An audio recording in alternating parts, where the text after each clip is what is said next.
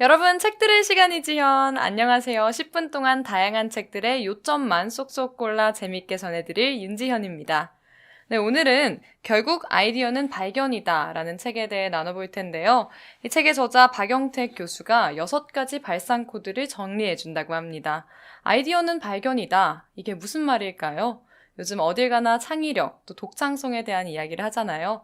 어린 나이부터 창의력을 길러주는 수업을 듣기도 하고요.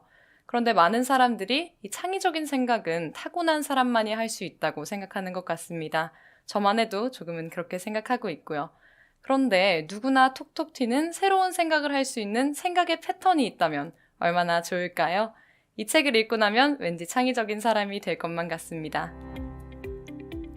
셀럽이 선택한 책 듣는 10분, 창의적 상상력에 내재한 공통적 사고 패턴, 박영택 교수의 결국 아이디어는 발견이다를 들려드립니다. 만약 당신이 창의적인 사람들에게 어떻게 그런 일을 해냈냐고 묻는다면 그 사람들은 약간의 죄책감을 느낄 것이다. 왜냐하면 그들이 뭔가를 실제로 한 것이 아니라 뭔가를 봤기 때문이다. 스티브 잡스의 말입니다. 모두가 창의성이 중요하다고 생각하면서도 창의성을 어렵게 받아들이는 이유는 뭔가 새롭고 독창적인 게 창의성이라는 고정관념을 갖고 있기 때문이다. 그렇다면 생각을 바꿔보자. 하늘 아래 새로운 것은 없다라는 말이 있지 않은가? 우리가 새롭고 독창적이라고 여기는 것들도 많이 모아서 보면 그 안에 공통점이 있진 않을까? 나는 창의적 발상의 보편적 사고 패턴들을 제거, 복제, 속성 변경, 역전, 용도 통합, 연결의 6가지로 정리하고 기억하기 쉽도록 스마트 커넥션이라는 별칭을 붙였다. 애플 대학의 학장인 랜디 넬슨은 피카소의 석판화 연작 황소를 이용해 애플이 추구하는 최고의 가치인 단순함에 관해 설명했다. 피카소는 황소를 주제로 11개의 석판화를 제작했는데 처음에는 황소를 사실적으로 묘사했지만 뒤로 갈수록 점점 단순한 형태로 추상화했다. 황소 연작의 마지막 작품을 보면 얼굴, 다리 골격, 발굽 등이 없지만 누가 보더라도 그것이 황소인 것을 알 수 있다. 우리는 보통 뭔가를 더 좋게 만들고 싶을 때 외부에서 더 좋은 것을 가져와 추가하려고 한다. 하지만 창의력을 높이는 첫 번째 발상 코드인 제거에서는 오히려 그와 반대로 기존에 있던 것을 빼라고 한다. 좁은 공간에서 가볍게 운동할 수 있는 도구인 줄넘기. 그런데 줄이 없는 줄넘기를 상상할 수 있을까? 점프 스냅사는 최초로 이러한 아이디어를 상품화하고 특허로 등록했다. 회전하는 줄이 천장에 매달린 전구를 깨트릴 일도 없고 돌려도 줄이 발에 걸리지 않는다. 줄이 없어도 줄이 있는 것 이상으로 많은 것을 할 수 있다. 손목을 돌리면 손잡이 앞에 달린 작은 추가 돌면서 쌩쌩 소리를 내기 때문에 진짜 줄넘기를 하는 기분이 난다. 또한 손잡이에 있는 작은 액정 화면을 통해 운동시간, 회전수, 열량 소모량과 같은 정보를 볼 수 있다. 어린 왕자의 작가로 잘 알려진 프랑스 소설가 생텍쥐베르는 다음과 같이 말했다. 완전함은 더 추가할 것이 없을 때가 아니라 더 빼낼 것이 없을 때 이루어진다. 이것은 첫 번째 창의 발상 코드인 제거의 의미를 명쾌하게 표현한 것이다. 1877년 에디슨은 소리를 녹음해 들을 수 있는 축음기를 발명했다. 당시엔 소리만 잘 재생되면 스피커가 하나 이상 있을 이유가 없었다. 그러나 2개의 스피커로 소리를 듣는 스테레오 음향 기술이 나오면서 입체 음향의 시대로 옮겨갔다. 요즘 영화관이나 홈시어터 시스템에는 5.1채널의 서라운드 입체 음향이 일반화되어 있다. 이처럼 단일 시스템에서 이중 시스템으로, 이중 시스템에서 다중 시스템으로 발전하는 것이 기술 진화의 보편적인 법칙 중 하나다.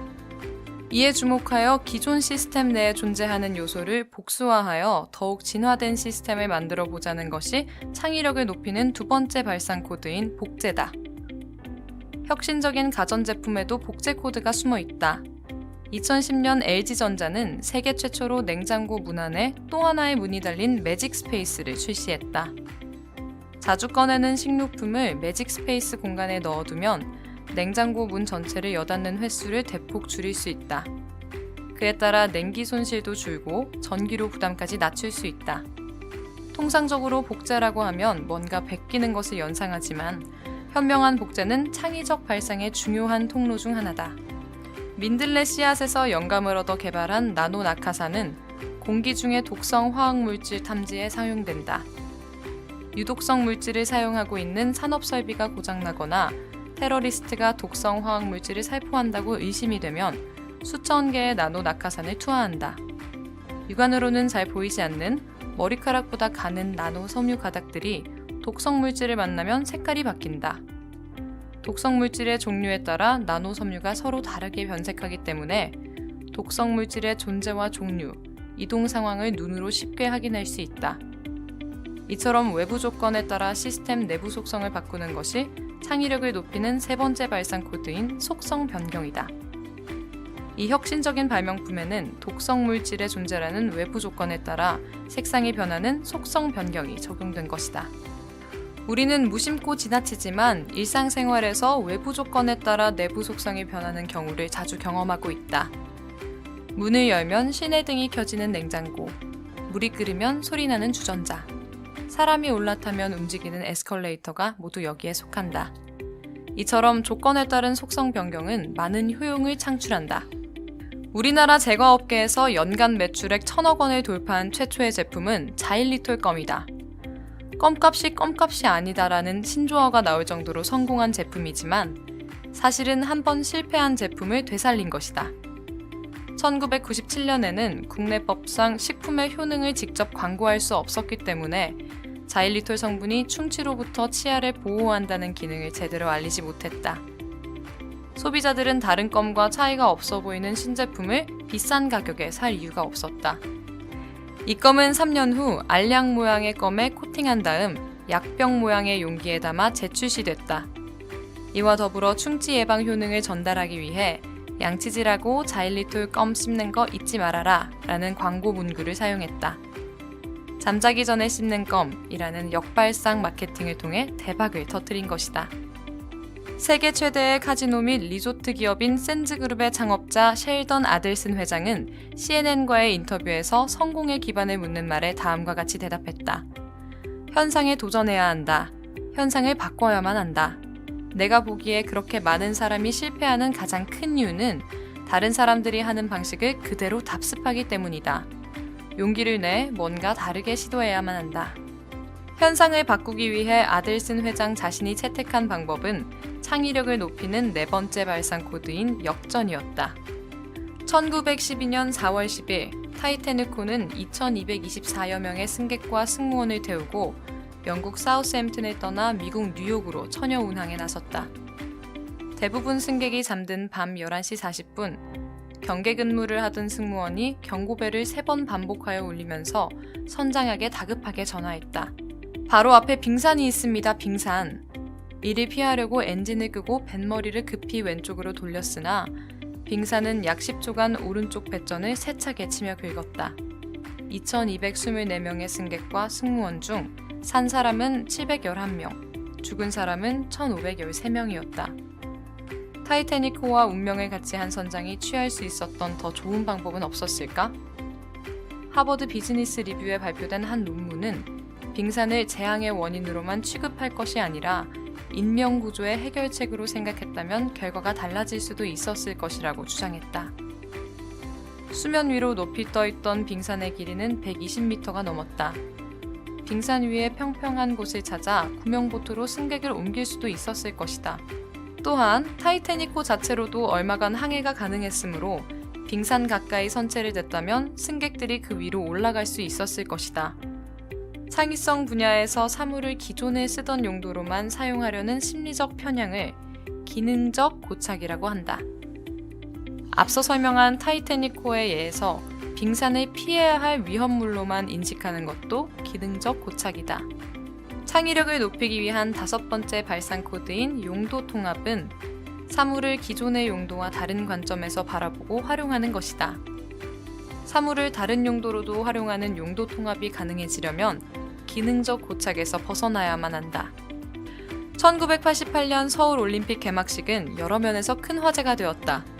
특히 개막식의 하이라이트인 성화대 점화 장면은 종전 방식과 완전히 차별화된 접근으로 전 세계인의 눈길을 사로잡기 충분했다. 서울올림픽 성화점화에는 올림픽 역사상 처음으로 리프트가 등장했다.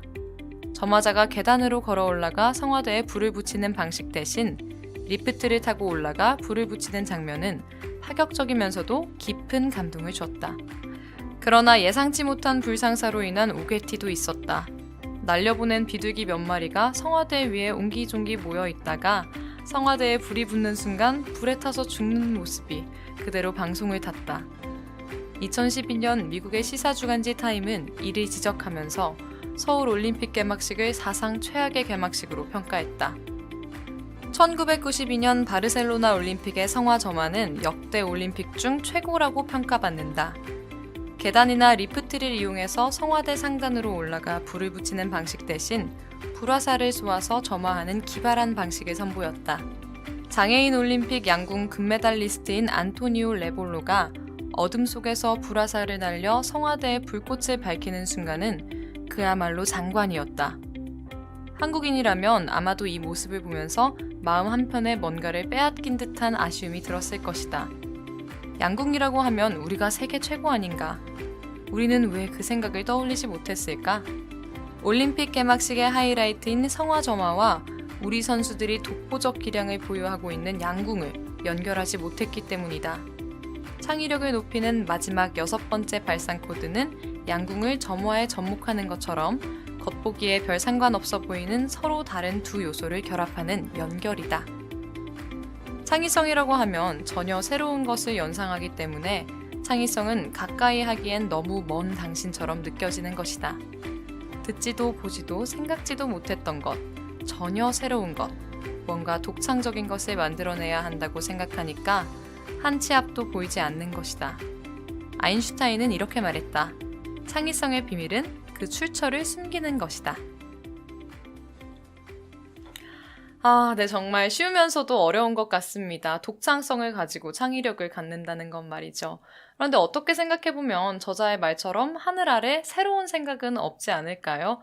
내가 하는 생각이 보잘것없다 생각하지 말고 자유롭게 생각해보는 건 어떨까요?